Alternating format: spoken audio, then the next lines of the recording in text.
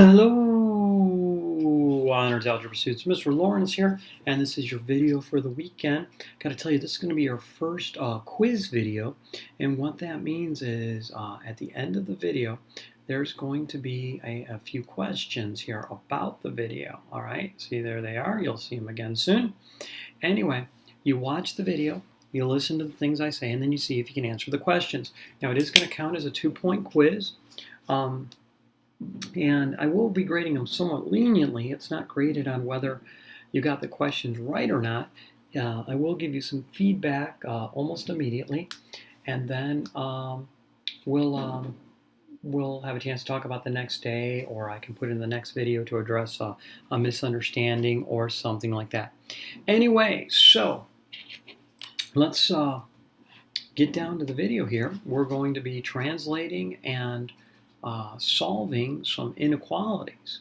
So let's start off here. 5 less than the quotient of a number and 2 is at most 3. Now, I know if you're not a math teacher, you look at this and you think it's Japanese. But you, ladies and gentlemen, are intelligent. You can take it slow.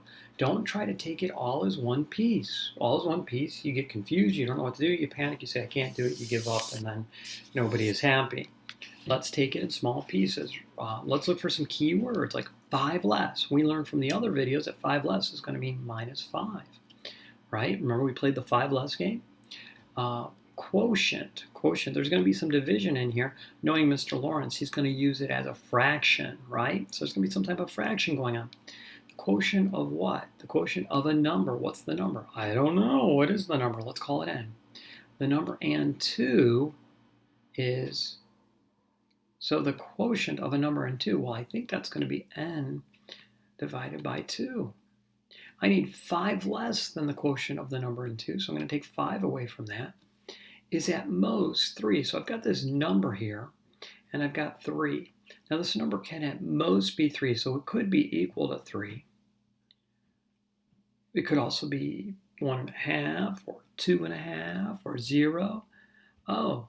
So it must be a less than or equal to 3. Do you see how I did that? I kind of made a blank and thought about at most 3. I made a blank and said, okay, I've got 3.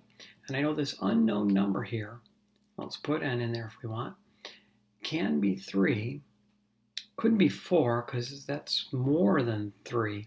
So it has to be 3 or numbers less. So this number has to be less than or equal to 3.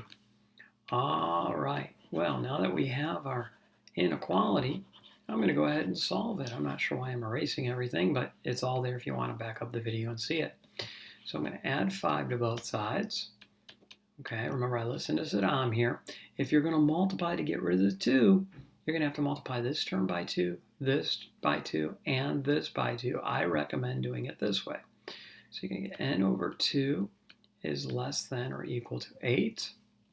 And then I'll multiply by 2 over 1 times 2. All right. The 2's are going to cancel. N is going to be less than or equal to 8 times 2, which is 16. All right. So my solution set would be n, remember the real numbers, such that n is less than or equal to 16. And then on a number line, of course, I'm going to show the 16. I'll show 2 other numbers. Those are irrelevant, immaterial. I need a closed point at 16 because it's equal to. And then remember, blank is less than or equal to 16. Fill in the blank with a true statement. How about 15?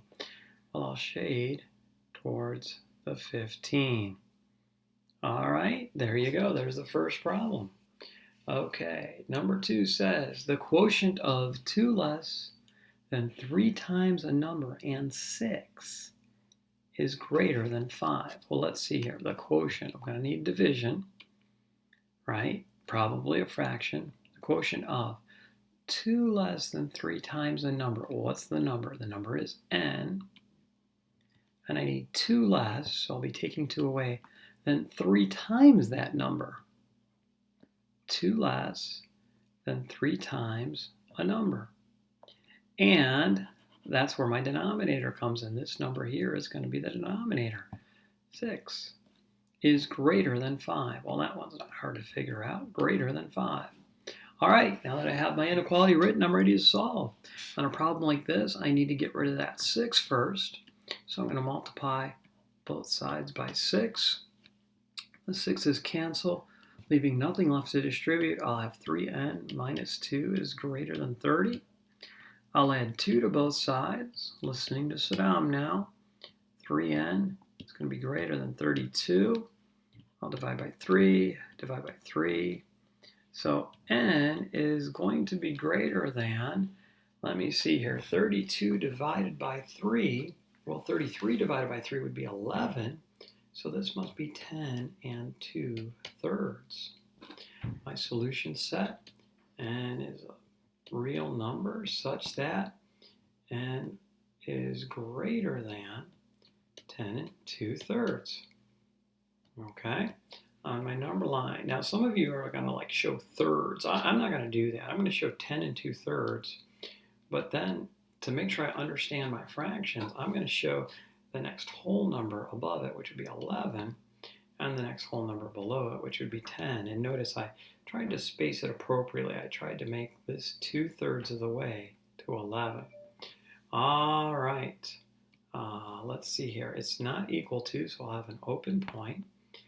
Blank is greater than 10 and 2/3. Well, how about 11 is greater than 10 and 2/3? So I will shade towards 11. And there you go. All right, one more, and then it's time for the video quiz. All right, the quantity. So I'm going to need a quantity. The quantity of what? Quantity of 5 less. So I'm going to be taking 5 away, so the 5 less, than twice a number. 5 less than twice a number. Tripled. Oh, see how there's a comma there? I'm going to pay attention. They must want that tripled to be 3 times the quantity. Okay. Is not less than 12. So I've got this number, and I've got 12. And the n cannot be less than 12. Could it be equal to 12? Yes.